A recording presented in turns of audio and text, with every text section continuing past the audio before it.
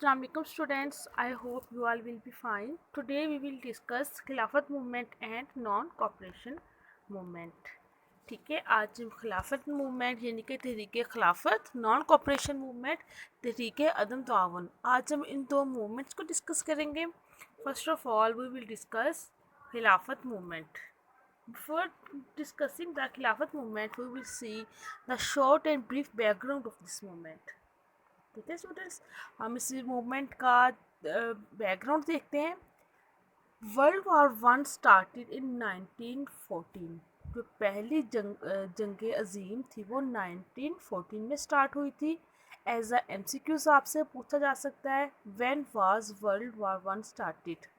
Answer बनेगा इसका 1914. ठीक है. Turkey was an ally of Germany. Turkey जो था वो जर्मनी का अलाई था, यानी कि हरीफ था में, यानी कि इसका दोस्त था, अगेंस्ट ब्रिटेन, और वो बरतानिया के ख़िलाफ़ था, अंग्रेज़ों के ख़िलाफ़ था. ठीक है. जब वर्ल्ड वार वन हुई उसमें टर्की जो था वो जर्मनी के साथ था और वो बरतानिया के अगेंस्ट था. जब ये जंग अजीम हो गई, इस जंग अजीम के बाद आफ्टर द जंग Britain along with her allies साथियों के साथ मिलके डेप्राइव तुर्की ऑफ सम रीजन्स. ठीक है, तुर्की को कुछ इलाकों से महरूम कर दिया. अगेन एक्सप्लेन कर रही हूँ इसको. पहली जंग अजीम 1914 में हुई थी. टर्की जर्मनी के साथ था और ब्रिटिश और बरतानिया के अगेंस्ट था. आफ्टर जंग के बाद टर्की ने बरतानिया ने अपने साथियों के साथ मिलकर टर्की को कुछ इलाकों से महरूम कर दिया. और वो कौन कौन से इलाके थे? वो इलाके थे Saudi Arabia, Syria, Iraq, Palestine and Jordan. ये एरियाज थे जिनसे टर्की को महरूम किया गया. स्टूडेंट्स, 1914 में जो उस वक्त सल्तनत उस्मानिया का दौर था और टर्की की रियासत में, जो टर्की की रियासत बहुत बड़ी थी और इसके अरब कंट्रीज जो थे वो इसके अंडर आते थे. ठीक है. बरतानिया ने क्या किया, इन रीजन से टर्की को डिप्राइव कर दिया, टर्की को महरूम कर दिया. And existence of Turkey was in danger, और टर्की का जो वजूद था वो ख़तरे में पड़ गया. फिर क्या हुआ? टू प्रोटेक्ट द खिलाफत ऑफ टर्की, तुर्की की खिलाफत को कायम रखने के लिए बड़े सगीर के मुसलमानों ने 1919 में एक कंट्री वाइड मूवमेंट स्टार्ट की जिसे खिलाफत मूवमेंट कहते हैं. ठीक है स्टूडेंट्स, टर्की की खिलाफत को कायम रखने के लिए बड़े सगीर के मुसलमानों ने 1919 में एक मूवमेंट स्टार्ट की जिसे हम खिलाफत मूवमेंट कहते हैं. ये थी तहरीक खिलाफत यानी कि खिलाफत मूवमेंट. खिलाफत मूवमेंट क्या थी, ये था इसका बैकग्राउंड. अब हम इस मूवमेंट के ऑब्जेक्टिव्स को डिस्कस करते हैं. इस मूवमेंट के क्या ऑब्जेक्टिव थे? 3 ऑब्जेक्टिव्स थे इस मूवमेंट के. First one is that Turkish खिलाफत शुड रिमेन इंटैक्ट, कि टर्की की जो खिलाफत है उसको कायम रखा जाए.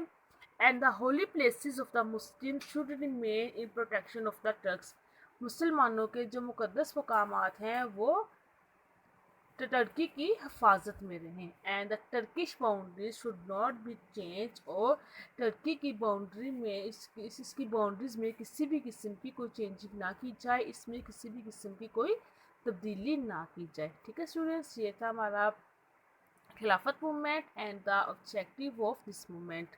Now we will discuss non cooperation movement. ठीक है, अब हम नॉन कॉपरेशन मूवमेंट को डिस्कस करते हैं. Before discussing this movement, we will see the background of this movement.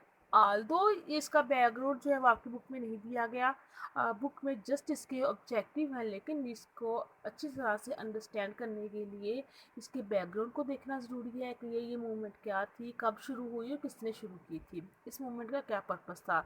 जब तक हमें ये नहीं पता होगा तो इसके जो ऑब्जेक्टिव हैं हम उसको अंडरस्टैंड नहीं कर पाएंगे. ठीक है स्टूडेंट्स, आइए इसका बैकग्राउंड देखते हैं. जलियांवाला बाग बहुत ही फेमस ये इंसिडेंट है. जलियांवाला बाग अमृतसर, ये इंडिया का बहुत ही फेमस सिटी है, वहाँ पे था जलियांवाला बाग. वहाँ ऑन 3 अप्रैल 1919 में अनआर्म्ड इंडियन सिविलियंस, ठीक है, अनआर्म्ड इंडियन सिविलियंस थी, जो इंडियन सिविलियंस थे वो पुरअमन तरीके से किसी जलसे को, किसी तकरीब को अटेंड कर रहे थे कि अचानक से जनरल रेगिनल डायर ने क्या किया, उसने सडन फायर का हुक्म का ऑर्डर दे दिया, ठीक है, सडन फायर का उसने ऑर्डर दिया। जब उसने ऐसा किया तो hundreds were killed and thousand was injured, उसमें सैकड़ों की तादाद में लोग कत्ल हो गए और हज़ारों की तादाद में लोग ज़ख्मी हो गए, ठीक है। तो जो अवाम थी वो गवर्नमेंट के अगेंस्ट हो गई, ठीक है स्टूडेंट्स, उसका अवाम के दिल में गवर्नमेंट के अगेंस्ट नफरत पैदा हो गई। एक तरफ तो जलियांवाला बाग था और दूसरी तरफ था Rowlatt act 1919। Jallianwala Bagh incident था वो भी 1919 में हुआ और रॉलेट एक्ट जो था ये भी उसी ईयर हुआ 1919 में। सर सिडनी रॉलेट ने ये एक्ट पास किया था, इसी के नाम की वजह से इसका नेम रॉलेट एक्ट रखा गया। इस एक्ट में क्या था, rights of public were downtrodden, यानी कि जो अवाम के जो हकूक थे वो उनसे छीने गए। Administration was given extra power, और इंतज़ामिया को एक्स्ट्रा पावर दी गई, जिसकी वजह से इस एक्ट को ब्लैक लॉ कहा गया, ठीक है। बहुत से लोगों ने, बहुत से लीडर्स ने इसको ब्लैक लॉ कहा, स्पेशली कायदे आज़म ने, ठीक है स्टूडेंट्स। देखिए स्टूडेंट्स, एक तरफ तो जलियांवाला बाग है, जो अवाम है वो ऑलरेडी गवर्नमेंट के अगेंस्ट है, और दूसरी तरफ आ गया रॉलेट एक्ट। इसकी वजह से अवाम में गवर्नमेंट के अगेंस्ट इसके नफ़रत और ज़्यादा बढ़ गई, ठीक है। फिर जैसा कि हमने डिस्कस किया है कि मुस्लिम लीग ने एक मूवमेंट स्टार्ट की थी, खिलाफत मूवमेंट, ठीक है। बरसगीर के मुसलमानों ने एक मूवमेंट स्टार्ट की थी जो कि खिलाफत मूवमेंट थी, ये भी 1919 में स्टार्ट हुई थी। तो इन्होंने तो पहले ही ब्रिटिश के अगेंस्ट एक मूवमेंट स्टार्ट कर दी थी मुसलमानों ने, मुस्लिम लीग ने, कि तुर्की की खिलाफत को कायम रखने के लिए। तो इसके साथ जो कांग्रेस थी, कांग्रेस ने भी फिर एक मूवमेंट स्टार्ट की, नॉन कॉपरेशन मूवमेंट कांग्रेस ने स्टार्ट कर दी, ठीक है स्टूडेंट्स। गवर्नमेंट के अगेंस्ट और मुसलमानों ने, जो मुस्लिम लीग ने, उन्होंने खिलाफत मूवमेंट ऑलरेडी स्टार्ट की हुई थी। इन दोनों का बेसिकली पर्पज़ एक था, दोनों ही गवर्नमेंट के अगेंस्ट थे। इन दोनों के दिल में गवर्नमेंट के अगेंस्ट जो नफ़रत थी, जो हेट था उनके दिल में गवर्नमेंट के अगेंस्ट, वो दिन ब दिन बढ़ता जा रहा था, ठीक है। इसके इसके इनके दिल में गवर्नमेंट के अगेंस्ट जो जो जो भी नफ़रत थी, उसकी बेसिक 3 रीज़न से। फर्स्ट वन खिलाफत इसके पीछे जो रीज़न्स थी वो ये थी कि एक तो जलियांवाला बाग था, ठीक है, और सेकंड जो था वो रॉलेट एक्ट था, और इसके बाद खिलाफत मूवमेंट थी जिसमें तुर्की से उसकी खिलाफत तुर्की की खिलाफत उससे छीनी जा रही थी।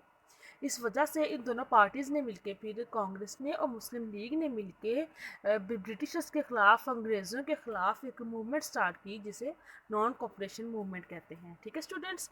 बोथ कॉपरेटेड, दोनों ने कॉपरेट किया, दोनों ने, किसने, दोनों पार्टीज़ ने, कांग्रेस ने और मुस्लिम लीग ने। म्यूचुअल इंटरेस्ट, दोनों का जो मफाद था वो सेम था, दोनों का पर्पस सेम था, दोनों ही गवर्नमेंट के अगेंस्ट थे। इन दोनों ने मिलकर फिर गवर्नमेंट के against non cooperation movement start की।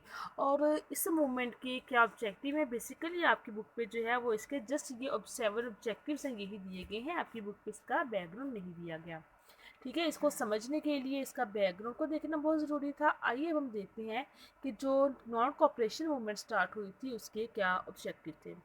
First one is that non cooperation with government, ठीक है, गवर्नमेंट के साथ अदम ताउन किया जाए, गवर्नमेंट के साथ किसी भी किस्म का ताउन ना किया जाए। गवर्नमेंट किसकी थी, अंग्रेज़ों की, ब्रिटिशर्स की। ये हिंदू और मुसलमान दोनों मिलके क्या कर रहे थे, उन्होंने कहा कि इस मूवमेंट का ऑब्जेक्टिव है कि गवर्नमेंट के साथ किसी भी किस्म का ताउन ना किया जाए। टू क्विट गवर्नमेंट सर्विसेज, ठीक है, गवर्नमेंट की जो सर्विस चीज़ें हैं उनको छोड़ दिया जाए। Muslim do not join the armed forces, मुसलमान जो है वो आर्म फोर्सेस को, आर्मी को, फौज को मुसलमान ज्वाइन नहीं करेंगे, ठीक है स्टूडेंट्स।